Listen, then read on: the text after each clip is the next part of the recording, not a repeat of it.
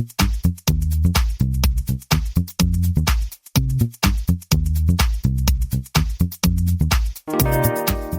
everyone, welcome to the 383rd episode of the Internet of Things podcast. This is your host, Stacey Higginbotham, and your co-host, Kevin Toffel. And we have a lot to talk about this week. We are going to be doing an update on our helium stories that we talked about the week before. We've got an acquisition in Chipland, specifically LoRa Chipland. We've got another company creation between a connectivity and a security company. We've also got the world's first mailbox of the future for drones. Research in batteries. A Home Assistant Yellow device is now shipping. Got a mystery device from Google, an update from Google about their IFT integration, an update from ADT about their Google partnership, and smart scarves, smart hoses. And our guest this week is going to be Ken Fairbanks, who is the CEO of Insteon Technologies. So we're going to be talking about what the heck happened behind the scenes there, and you're going to want to hear all of this. We're also going to hear from our sponsor this week, Silicon Labs, and find out more about the Works With conference that's coming up. But first, a message from another one of our sponsors, Impinj. Everyone, take what you know about the IoT and expand it by a factor of 1,000. And that is what our sponsor for this episode, Impinj, is doing. With the Impinj platform, everything can be connected, from strawberries to supply chains, from rail cars to raw materials. Impinj is creating the internet of every little thing. And if you want to learn more about this, go to go.impinj.com/Stacey. That's Impinj with a J. go.impinj.com/Stacey. Okay, Kevin. Last week we talked all about helium, and this week we're still talking about helium. So last week's kind of big deal was a tweet thread based on a Substack newsletter. God, it's so social meta.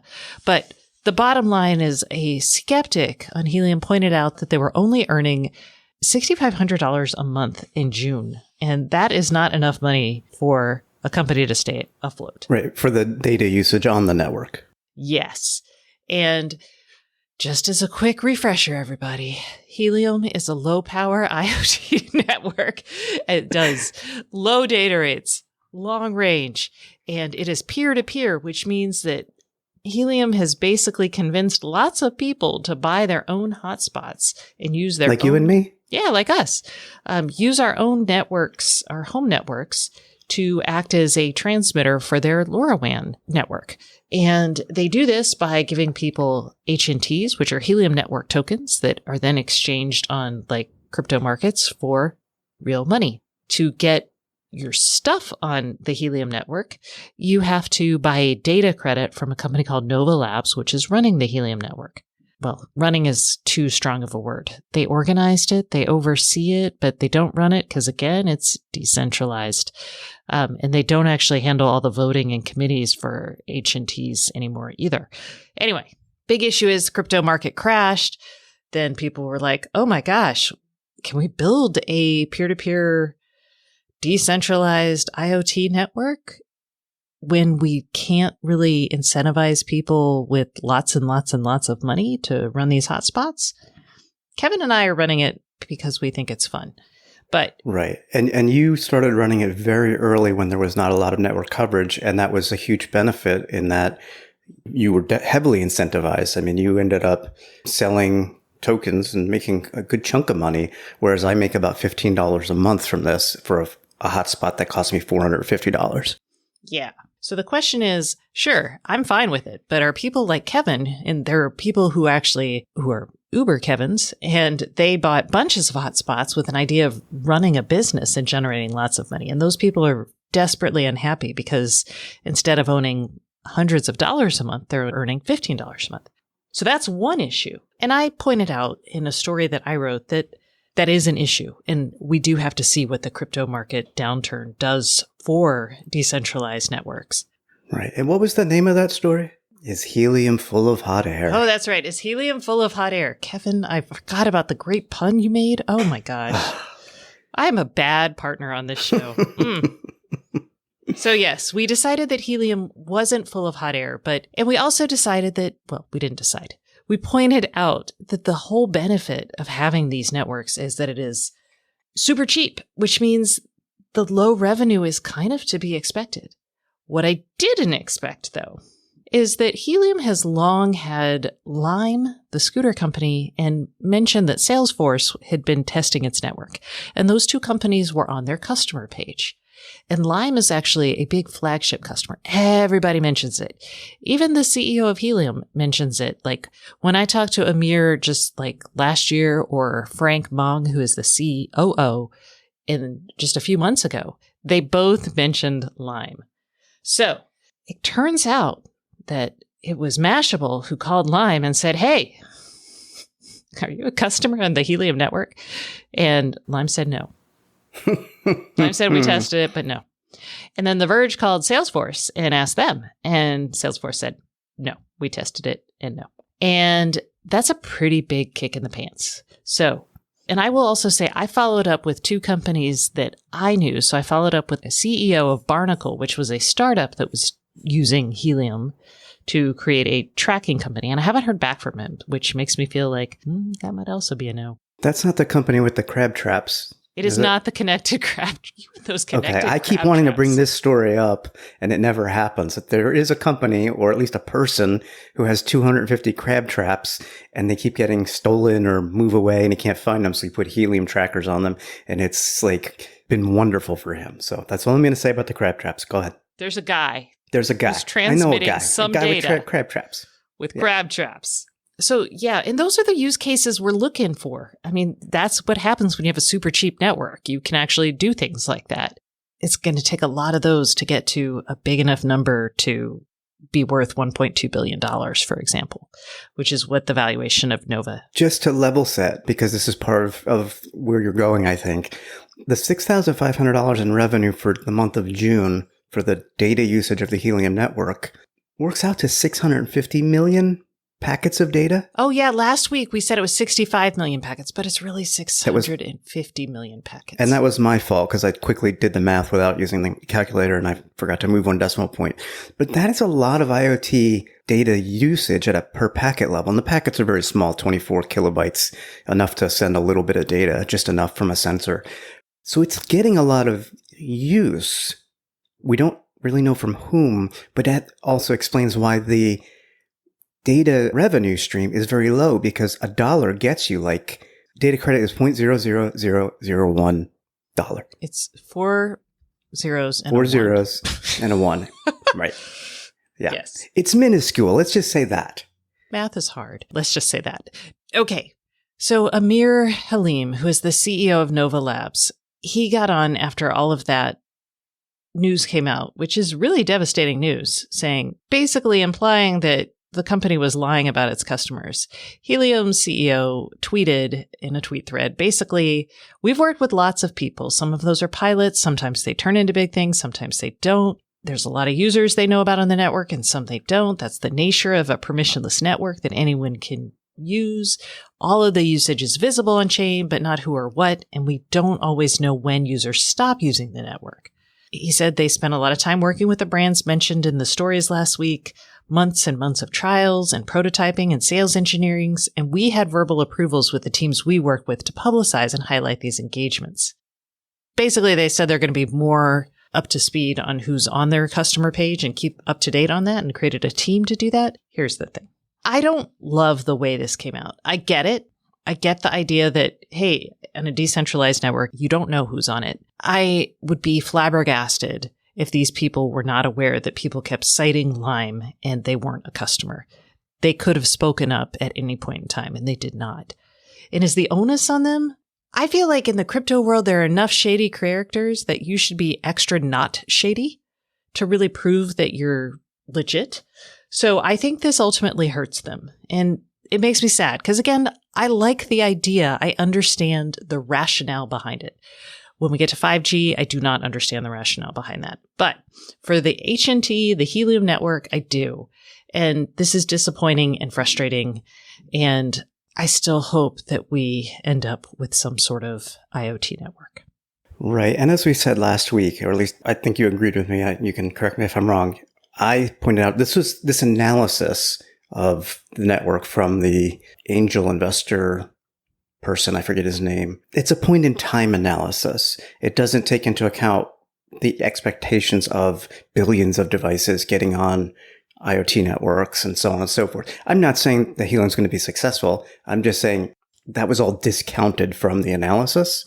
And one final thought I have is, A, I'd like to know who Helium's actual customers are. I know that's challenging. But B, I'd be curious why Lime and Salesforce are not using them. What did they find out in the trials? It couldn't have been cost. No, it may have been they wanted more coverage in a place. They wanted more. There's a lot that it could be. Absolutely. They may have decided not to go with LoRaWAN because right. LoRaWAN is kind of a bear to work with still. So yeah, we can look into that. All right, let's do it. Okay. Speaking of LoRaWAN, there is a big freaking deal in that sector. Semtech, who is the maker of LoRa chips, not necessarily LoRaWAN, they make the LoRa chips, is buying Sierra Wireless for $1.2 billion. And here's the deal. Semtech, like I said, they make the chips for LoRa networks, right? They also license out those chip designs for others, but they also have a software stack to get and put a LoRa device onto a LoRaWAN network. People don't love that software stack. It makes it very hard to build LoRaWAN devices based on the conversations I had when I was at the LoRaWAN World Expo in July. I was like, oh, everyone was like, it's such a shame Sigfox is gone because that was really easy to work with. And LoRa is not easy yet. It's getting there. They're working on it. So with this deal, Sierra Wireless, I followed Sierra Wireless for so many years. They used to actually make the original MiFi devices. I don't know if y'all remember those, but back in the day. The hotspots. Yeah, you would carry the mobile a hotspot. Hotspots. We all had one at our job, but... Yep. I think I still have it.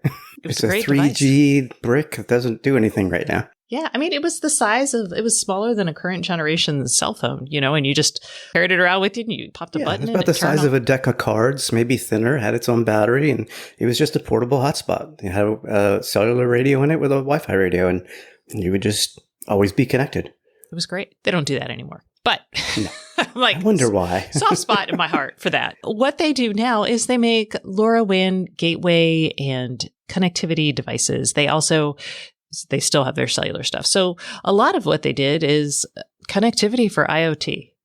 And they did a lot of work on the software side. They sold, gateways and boxes. So with this deal, Semtech's basically, it's going up market. It's gathering another piece in the stack. So now when you have Semtech plus Sierra Wireless, you could have better designed equipment. You could get your stuff online with a module, maybe a little bit easier. Sierra Wireless could offer devices that are LoRaWAN connected that actually tie in already to existing clouds in addition to their own cloud. That'll be good for Semtech because that gets them into a higher margin business of providing cloud services if customers actually choose to accept it, which is always a big if when you talk about being a chip company trying to get into higher value services.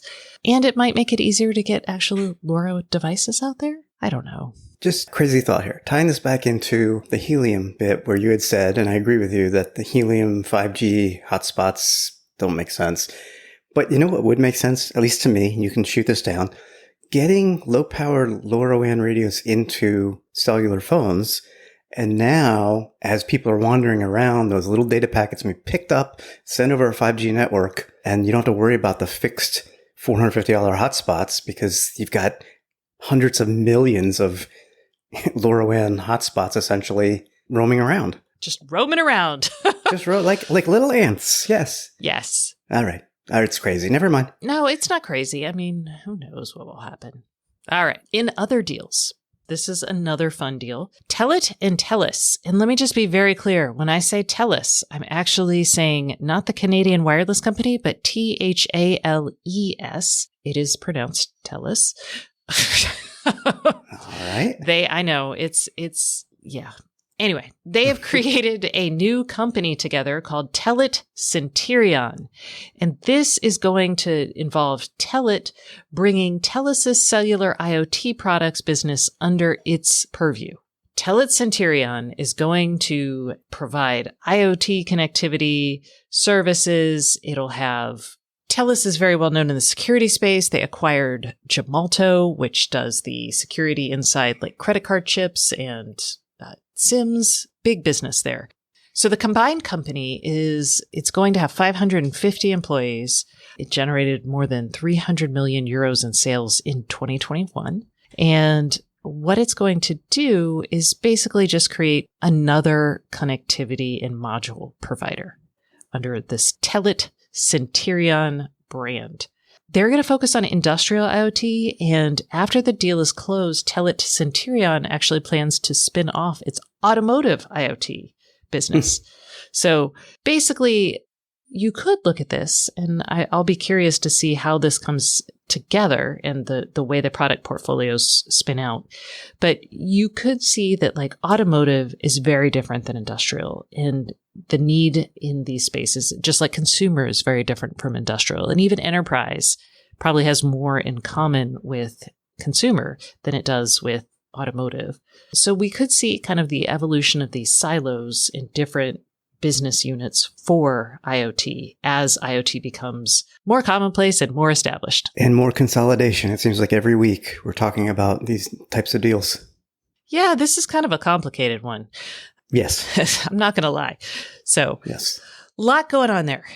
But moving right along into the future. Oh, the future. I kind of want this.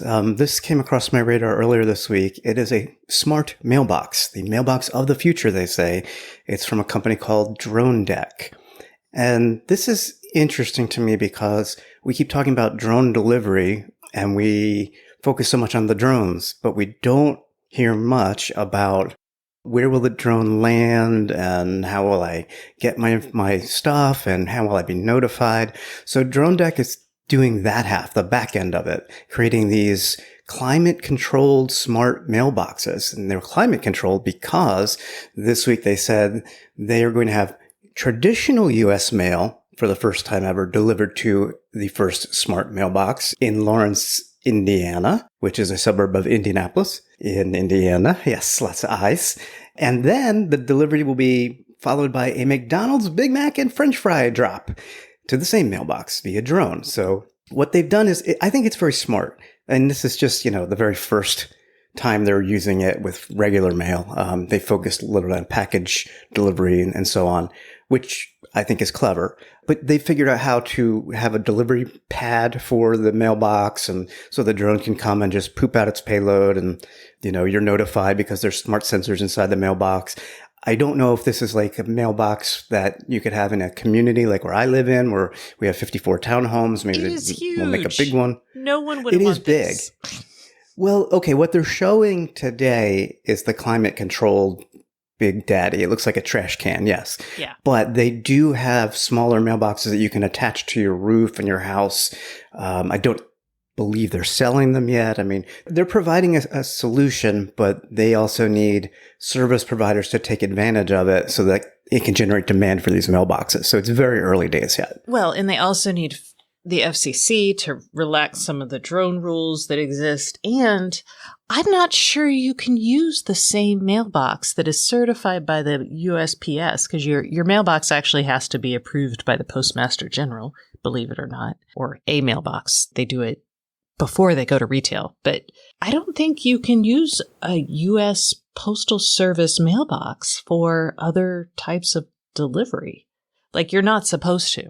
Right. It's a federal offense. As I look at at some pictures that they provided, I suspect that it's compartmentalized. Like, why would you climate control the mail? Regular mail, right? So it could be that the mailbox portion is approved and the rest of it is just an add-on. Maybe they've gotten some dispensation on that. They don't talk about that. They do say that they're talking to companies like Uber Eats, DoorDash, and retail delivery companies to, again, jump on board and start having drones deliver things. So yeah, no, it's a cool story. I'm really intrigued by it. So we'll see. Other cool stories. maybe not climate control cool, but still neat. Still cool. Is a story from, well, we pulled it from the Register. It's actually a scientific paper that was published in, I believe it was in Nature. But this is, scientists in Switzerland have developed a battery. It's a paper battery, and when it gets wet, it generates electricity. Yeah, they use special ink to react with the water, basically. Which is interesting because you don't have to, quote unquote, like recharge or replace a battery if you have one of these. I mean, if you have an outdoor sensor, that you could have the battery almost partially exposed to the weather and rain could recharge this thing. They're using 3 different kinds of inks, and what happens is you've got it's a salt compound. So when water gets there, water touches that, the salt creates a catalyst and then closes the circuit. I mean, it's kind of the similar, like, I'm sure we all at some point have made a battery using like a potato or a lemon. It's a similar principle at work here, except in the midpoint, instead of a potato or lemon, you've got a piece of paper that has these inks on it that when gotten wet, they generate a charge just like the lemon or potato does. And by sticking the wires in, you complete the circuit. I was surprised and impressed by the amount of power. Obviously it's not like a car battery, but it is 1.2 volts. So slightly less than they say, a traditional AA or AAA battery. And the charge lasts for an hour. That's when the paper dries out. And you get that 1.2 volts for an hour with 2 drops of water. Yeah. And you can apparently get another hour at half a volt by adding a little bit more water. So this is something that you could have. This is not really recharge. This is like tossable, right? Probably tossable, but I wonder if I were them, and I am not, but I am not a scientist. I would look at actually reducing the voltage and making this a little more long lasting if possible, because a lot of sensors just need millivolts. Yeah, between the volts and the amps and the watts, I'm like, too much conversion in math. We're not electricians either, so yes. All the things we aren't. This is a very cool kind of piece of research. I think it could be fun for certain types of sensors, especially if you could figure out a way to like measure out the power a little bit more judiciously. Right. All right. Yes. Bunch of Google stuff. First up, the exciting Google news. Tell us about it, Kevin. So it's exciting, but we don't know a ton just yet. A new Google wireless device has appeared in the FCC. It's all confidential, as most FCC filings are. 9 to 5 Google found it. They speculate it could be a new Nest product. I dug around because I enjoy reading FCC filings in my spare time. And I can confirm that whatever device this is, it has Bluetooth support. It has Wi-Fi support on both the 2.4 and 5 gigahertz networks. So that tells me it's certainly more than just a little sensor or something. Other than that, we don't know. They suspect, again, it could be a new Nest product. That would make sense to me. So we'll have to wait and see. I believe October, Google is rumored to be having a new hardware event. So yes, we'll see. Someone mentioned that they would like to see like a portable speaker. That could be interesting. Mm-hmm. I think it's probably just another update. Like you could think of like an update for like the Matter stuff coming out as part of like a tiny Google speaker. I don't know why I'm so obsessed with speakers, but I am. I don't know, but I'm like, today, that's where I'm at. That's where my head's at. How long has it been since they've come out with new speakers and Nest smart displays? It's been at least a good year and a half. Year and a half or so, because I've had the Nest Audios now. I'm trying to think of when I got those. It's been a while. Yeah. So it's possible. Let's see. Nest Audio. Boom. 10/20.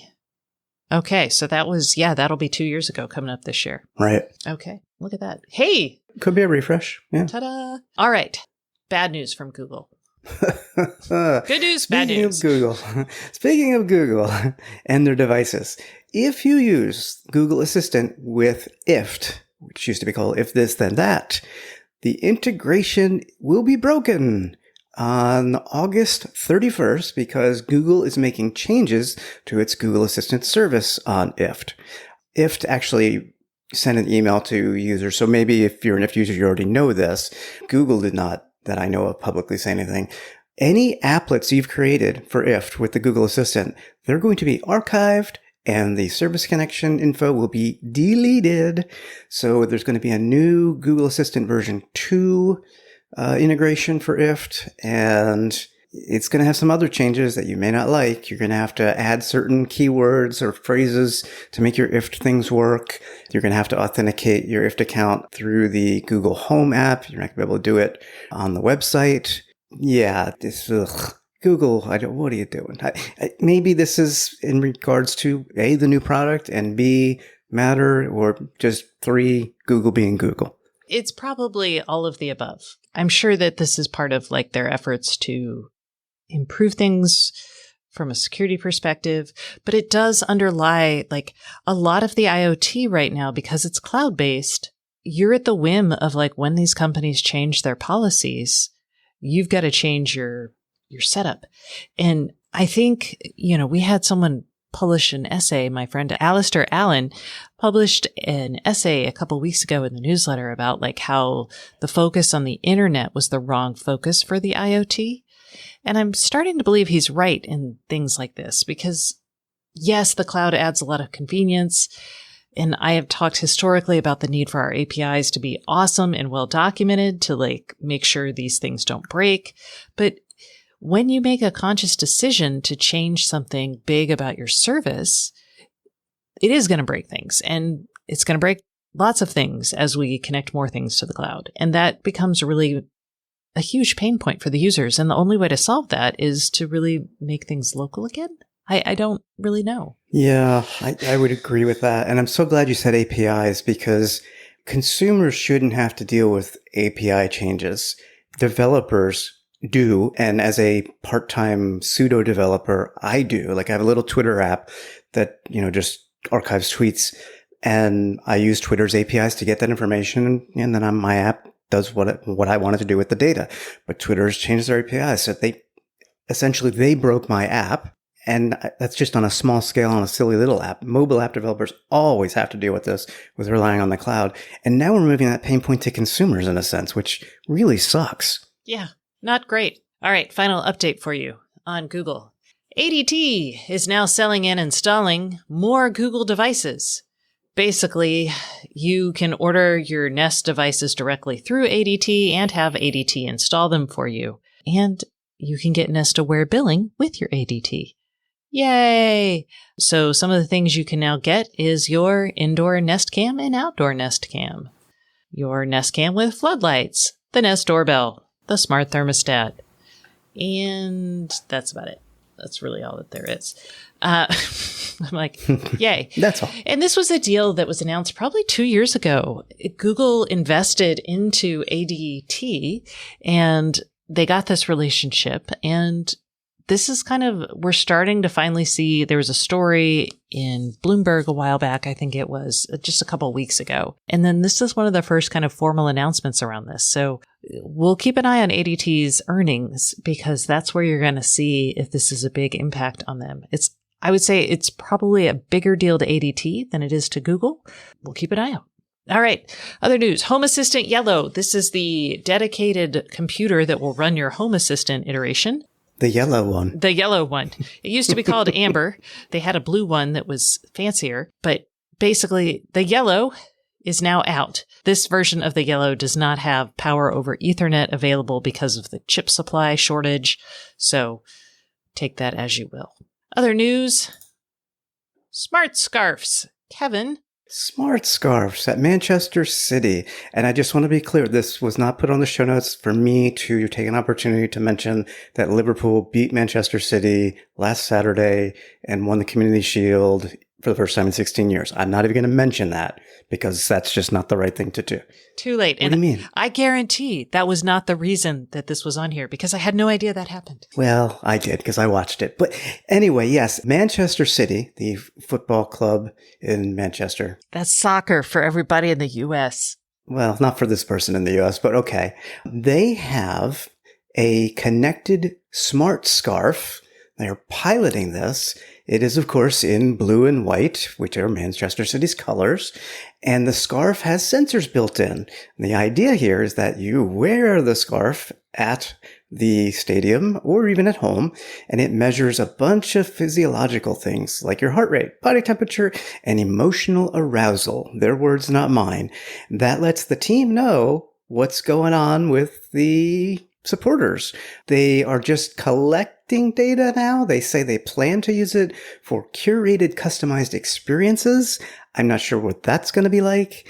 I'm not sure how I feel about that, even if it was a Liverpool scarf. But it could be neat to see, like at the stadium, the collective heart rate of the team after that goal was, or not the team, but the supporters, shot up to 140 beats per minute. You love your city team. I mean, I don't know what they're going to do with this, but it is interesting. Yeah, maybe if you do the wave, they'll be able to tell that you're doing the wave, and maybe everyone who does the wave gets a 50 cents off their beer. They don't do the wave in soccer, football. Okay, fine. But not there anyway. Maybe if you run wild in hooliganism, they can zap you. That through they your do scarf. in a big way, yes. No zapping. Okay. It is an interesting thing. It feels kind of markety, feels kind of gimmicky, but wearable sensors are becoming a huge deal. And there needs to be new ways to use them. Yeah. So it'll be exciting. All right.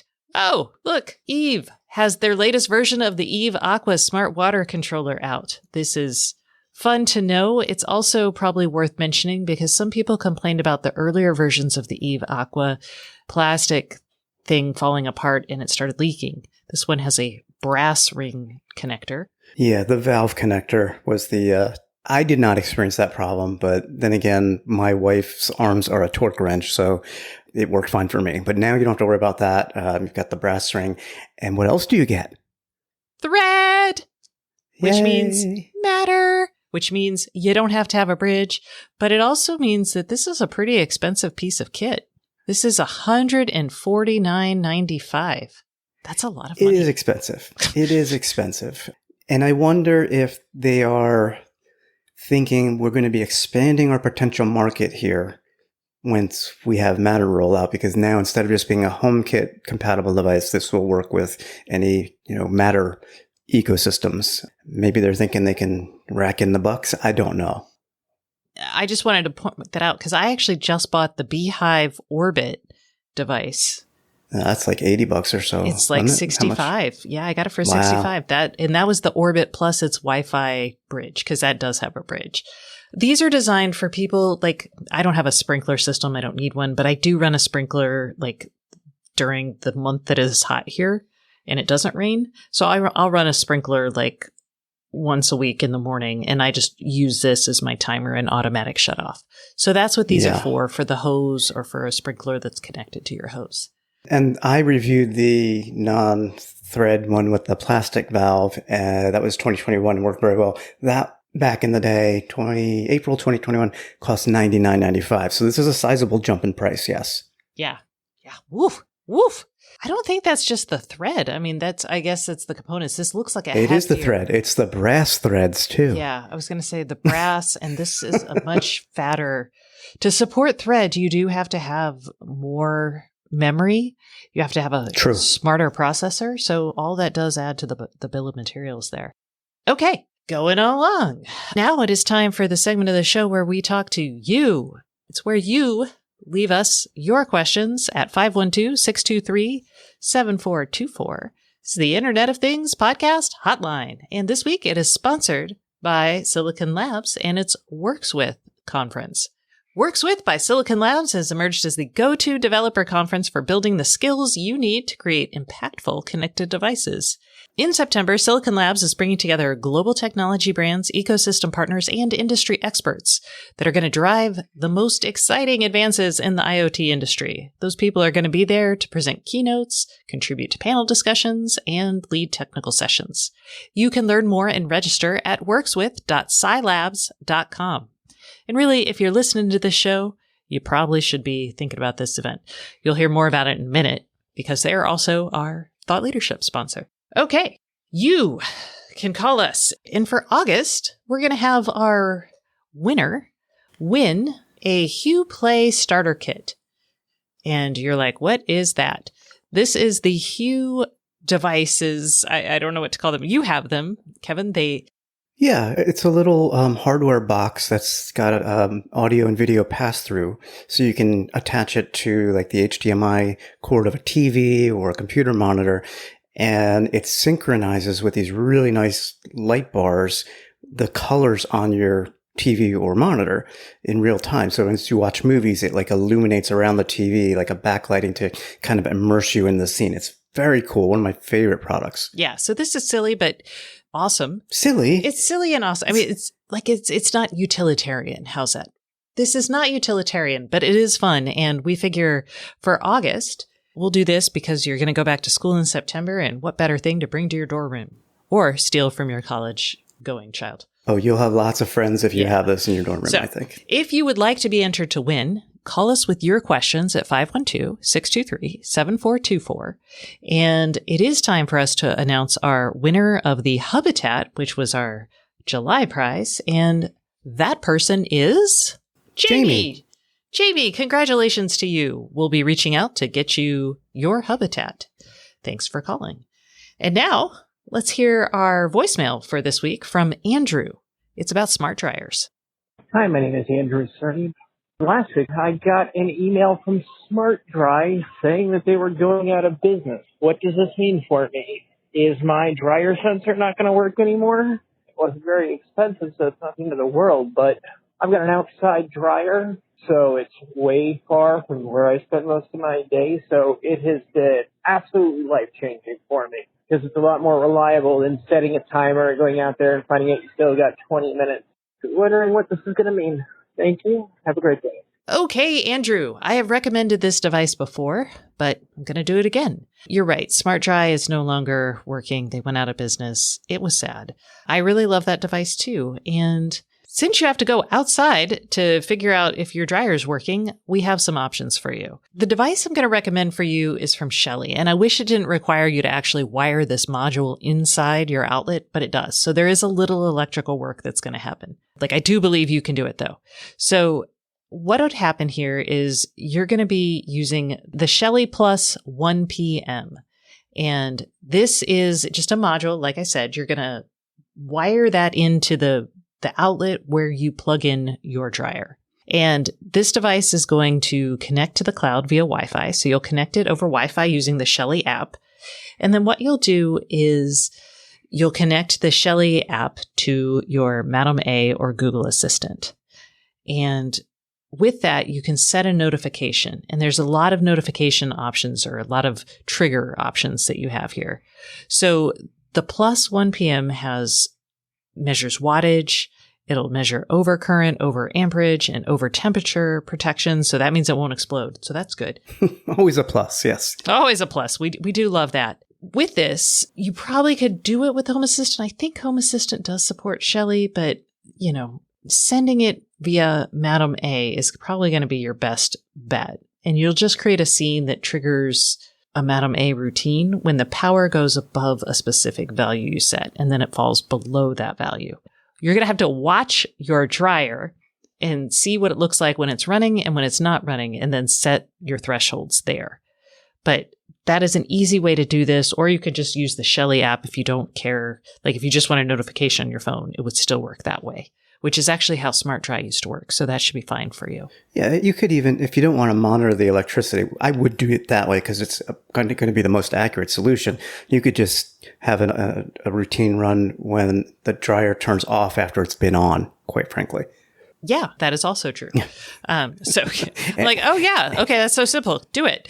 Anyway, so this device is so cheap. It's between $15 and $20, depending on when and where you get it. And you can wire this yourself. Just turn off your power first. I have faith in you. That's going to be your best bet. And let me know if that works out for you. Kevin, so I'm curious, can you do something like this using something like the Eve Energy, which is a smart plug that you don't have to wire in, but... Yeah.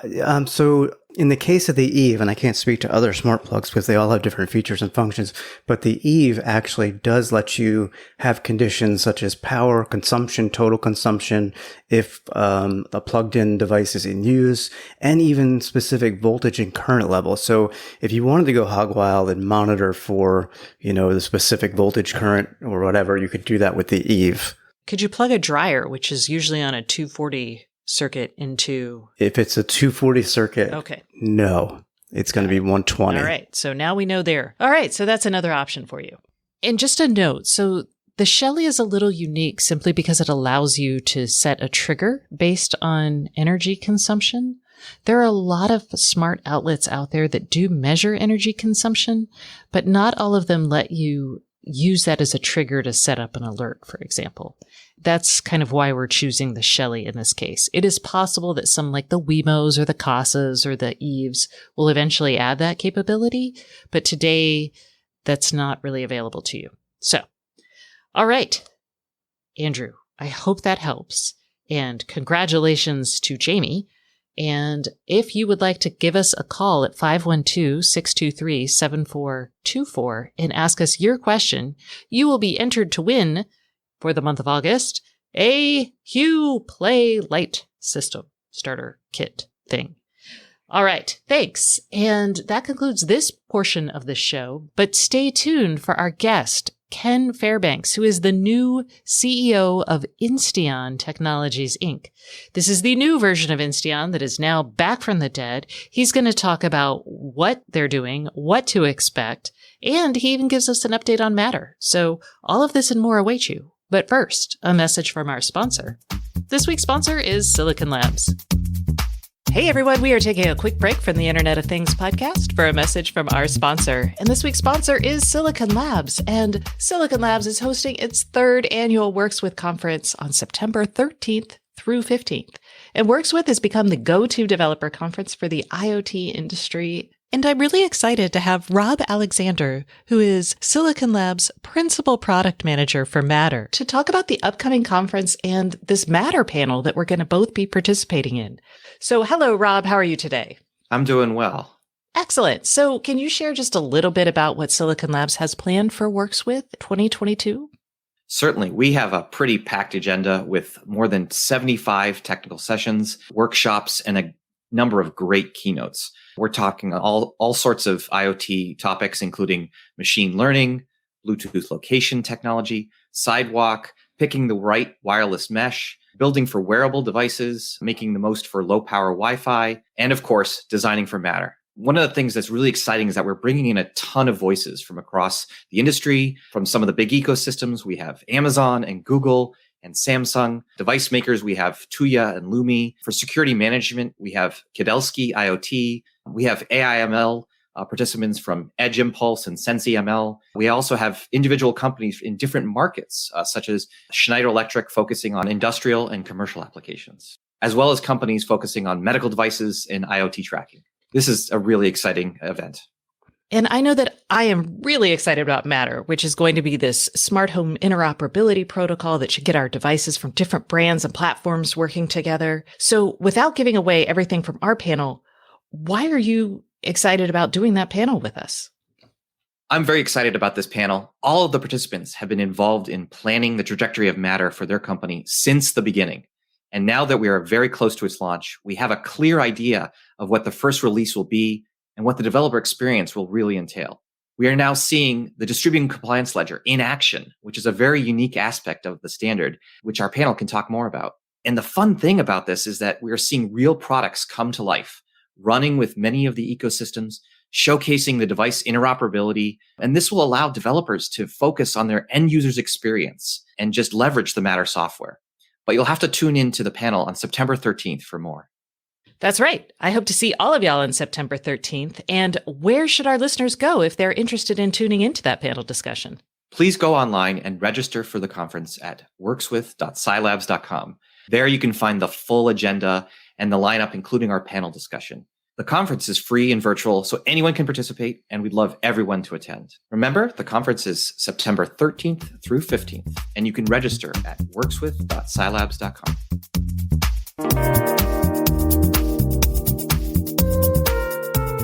Hey everyone, welcome back to the Internet of Things podcast. This is your host, Stacey Higginbotham, and today's guest is Ken Fairbanks, who is the CEO of Insteon Technologies. Hi Ken, how are you today? I'm doing great. How are you? I am excellent, and I am so excited to talk to you because for a while there in the late spring, Insteon was all we could talk about because, man, middle of April, all of a sudden people's hubs bloop, stopped working to the cloud. Most people reported locally they were fine. And everyone was like, what happened? And at that time, what were you doing? Well, I would kind of experience the same thing as all your listeners did as well. So all of a sudden my hub turned off in April. And that's what kind of got me back involved in understanding what was going on with smart labs at the time. So I started looking into it, and that's what began this little journey that consumed my spring, I guess. Yeah, I think it's still probably consuming a large portion of your life. So Insteon went down. A couple days later, we saw a note that was like, hey, we couldn't make it as a business. Bye. I mean, it was pretty abrupt. And then there were some creditor filings that we got to see. There was the sale of some assets. The users were like, what? And then a couple weeks later, actually, I don't think it was even weeks, we found out that you guys had purchased the assets. And then a few weeks after that, we found, well, some people's hubs just mysteriously turned on. So unravel some of that mystery. What happened from mid-April for you onward, and how do we get the hubs back up?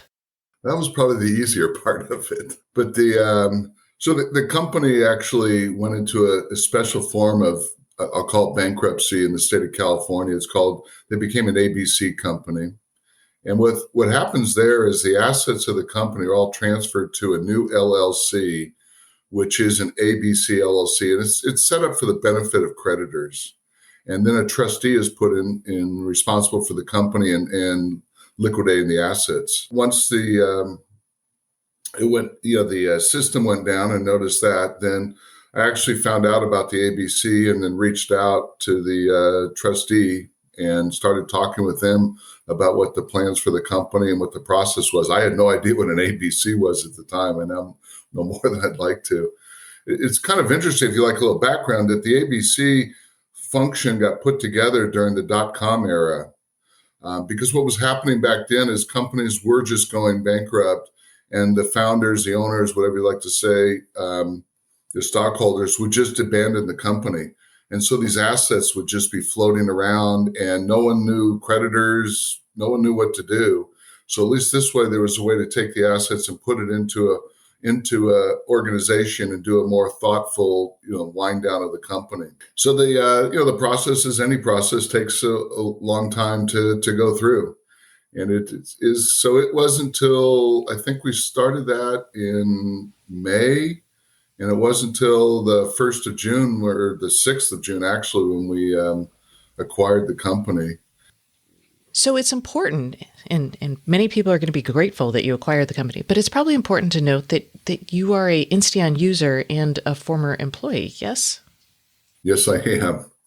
My house is all Insteon, so to speak. I'm a big kind of gadgetologist. It's been a passion of mine going back a long ways. In fact, it kind of drove me to, working with Smart Home back when I started with Smart Home as a consultant, helping them put up with their strategies to launch Insteon, actually. So when I joined Smart Home, it was prior to the Insteon launch. And so that was one of the things I was asked to come in and kind of help with. And over time, then, not uncommon, I actually joined the company then as vice president of technology and products, and really helped get the Insteon out there, and also license the Insteon technology was part of the responsibilities I had. And I did that for about 6 years before leaving to join a family office out of Chicago and helping with growth strategies for the operating companies that they had. Okay, so you have this business background, and now in middle of June, you have Insteon. And by that time, the hubs had come back online. And you said that was the easy part. So let's walk through kind of where we're at. Well, not where we're at now, where we're at that point in time in history. Yeah, we felt this passion for getting the system back up and running. And like any kind of financial transaction, was taking longer than we would like. And so what we finally decided is every day that we don't get this turned on, people are seeing the pain. And candidly, we're losing customers. So we took the risk at that point to turn the hubs back on. And it was literally just paying some invoices for some of the services that hadn't been paid. So that was fairly easy. It took some money, but it was fairly easy to do from that standpoint.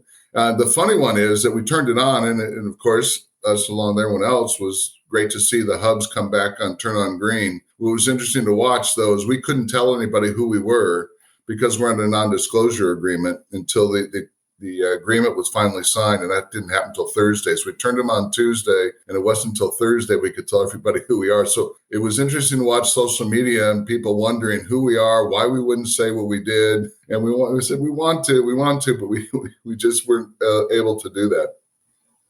And I feel like a lot of people were super grateful for you. They were mystified, but they were like, yes, this is exactly what should happen in the smart home. Someone should come in, buy the code, and then restart the service. And to hear you talk about it, it was actually way more complicated. And I think you're still looking for some of your assets. So can you talk about what it means to restart a connected home business? There's lots of little moving pieces, and it has been all consuming. We're coming up on 60 days. And while I think we've made a lot of progress, there's still a lot of things that need to be done. So, turning the hubs on was one thing, but getting all the other services up and running so you actually have a business that can move forward has been the significant challenge here. So it's just not, as I said, turning the hubs on was easy. The rest of it kind of hard work of getting all the different systems back in place. I've been lucky enough to be able to attract some of the people that were working at Smart Labs and have been excited about joining me on this journey to reinitiate the company under Insteon technology. So they've been a big help with being able to move as quickly as we have.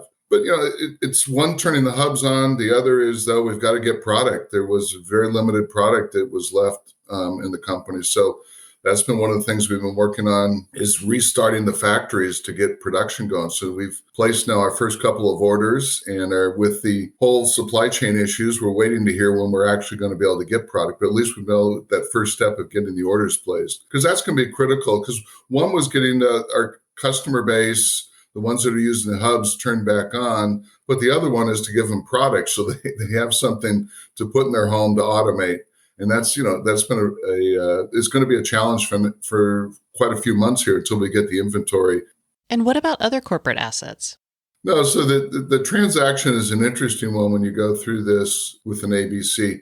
So we acquired most all of the assets, but there's no guarantee that the assets exist. So that's one of the things we've been spending time doing, is trying to track down where the assets are. We finally got access to a storage locker where a lot of the data and other products and test equipment and whatever that was at their office was put into. So in fact, just this weekend, we were able to kind of go through and sort through that, trying to understand what's exactly in there and looking for backup tapes. So all the company data. So we're still trying to reconstruct that. We're hopeful that we have it. It's been like we said, every day is a different challenge of trying to uncover another little surprise every day. And of course, also talking to some of the previous suppliers, right? They, in trying to reboot the relationship, they were treated the same, right? So they were all owed money.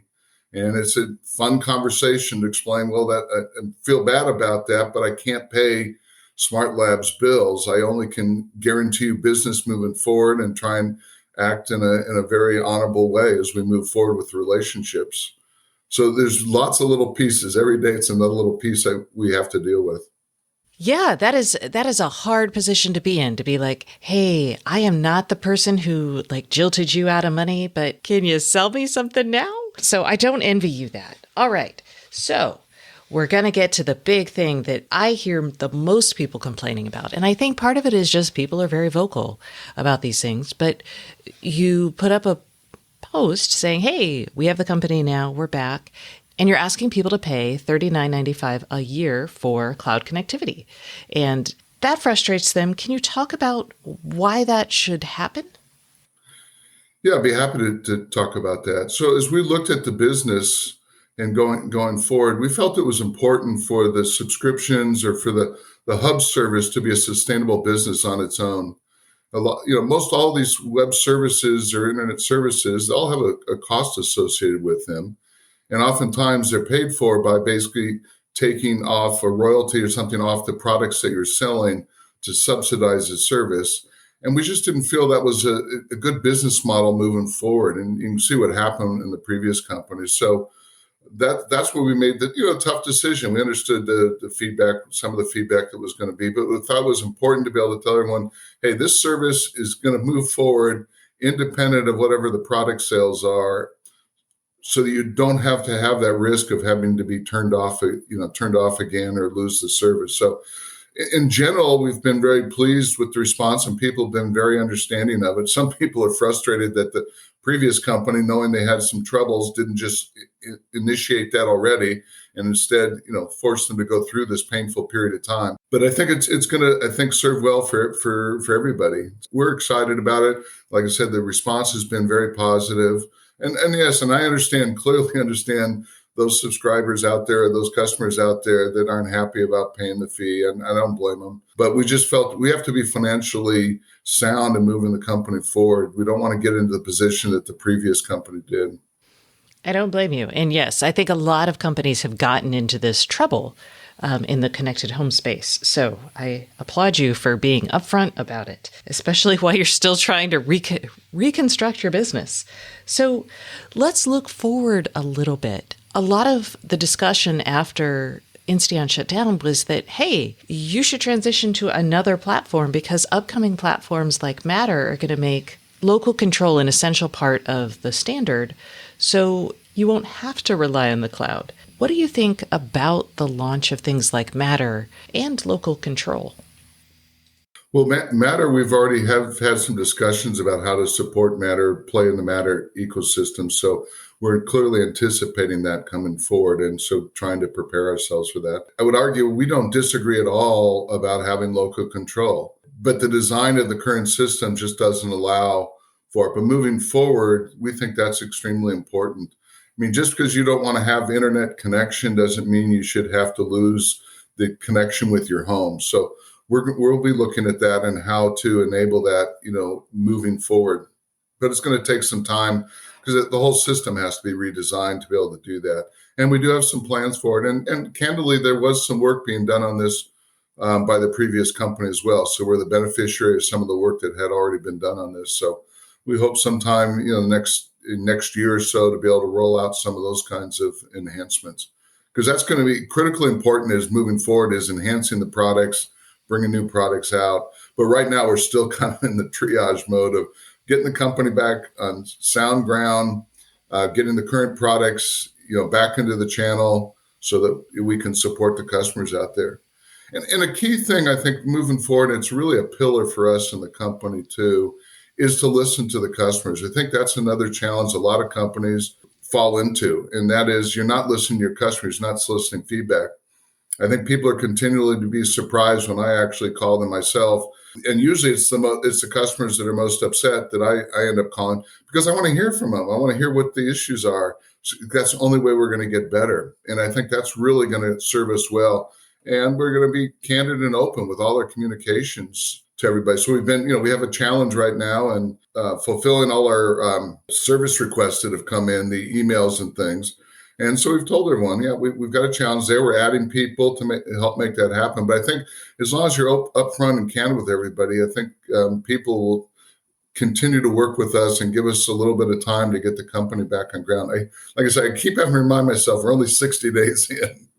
I know you are mid-sprint in something that's very difficult, so I think that's important to actually remind people.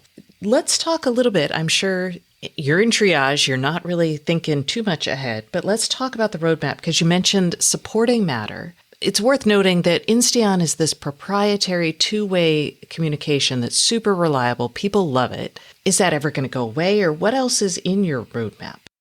Yeah, no, I think as you look towards Matter, we're really looking towards a gateway so that the Insteon network or protocol can play in a Matter environment. And in fact, I believe there'll continue to be lots of different platforms or protocols that exist within the home as well. I mean, you got some big players and large installed base of customers out there. So I think that moving forward is how do you take your technology or your network and allow it to play within the Matter environment as that develops and rolls out. So that Matter is important, but also we've got a number of ideas and some new products. So, but it's so early stage, we really don't have a well thought out product roadmap yet. That's going to take us a little bit of time. And that's one of the beauties of the installed base that we do have, although we don't know how many we have. We know there's a lot. Because one of the things we're looking to do is we plan to reach out to the community and ask them for feedback of what they're looking for, what their needs are, so we can use our customers, again, back to my theme of voice of the customer, to understand what products we should be looking at, what new tech things we should be doing. So we plan to really make great use of our community. It's one of the great assets of the company is this community. Okay, so since you don't know who your customers are today, you probably can't tell me how many customers you lost through this kerfuffle. That's true. Okay. And we do have some data. We are getting online, and we do have some database of email users and things, because I've been trying to send an email out to the community every couple of weeks, and so we do have a large database. We just don't know how many of them are moving forward with us. I know that you are in triage right now, and there's lots of moving parts. This has really only been a couple months, but how do you know when the business is successful? And I always think about with smart home startups, and I'll call you a startup because that's what you are, even though you've got some established assets. Are you planning for failure? And I know that's maybe not what you want to be thinking about, but how do you know that you've succeeded and can keep pouring money into the business? Versus, do you also have a plan for graceful degradation if you have to shut it down? No, we don't have a plan for degradation. If it ever got to that point, we would do it in a more thoughtful way of letting people know. But I think the real important part is to thoughtfully grow the company. Don't overextend the company. Don't try and do too much. I mean, that's really the thing. If you can run the business financially sound in a thoughtful way, then this isn't going to be a discussion that we have to have. And I think that's what's happened in the prior companies. They get, over their skis, so to speak, for that term, and they fall down. So our plan is to thoughtfully grow the business, make it sustainable, so that we're going to be here for the future. All right, Ken. Thank you so much for coming on the show this week. Thank you. I really appreciate the opportunity to get the word out and let everybody know what's happening at Insteon Technologies. So I really appreciate the opportunity to join you. And that concludes this week's episode of the Internet of Things podcast. Please join us next Thursday, and don't forget to subscribe. And if you can't get enough IoT news, I would love for you to sign up at www.stacyoniot.com for our weekly IoT newsletter, where we explain all kinds of things that we don't even get to on the show. Once again, thank you for listening, and please subscribe.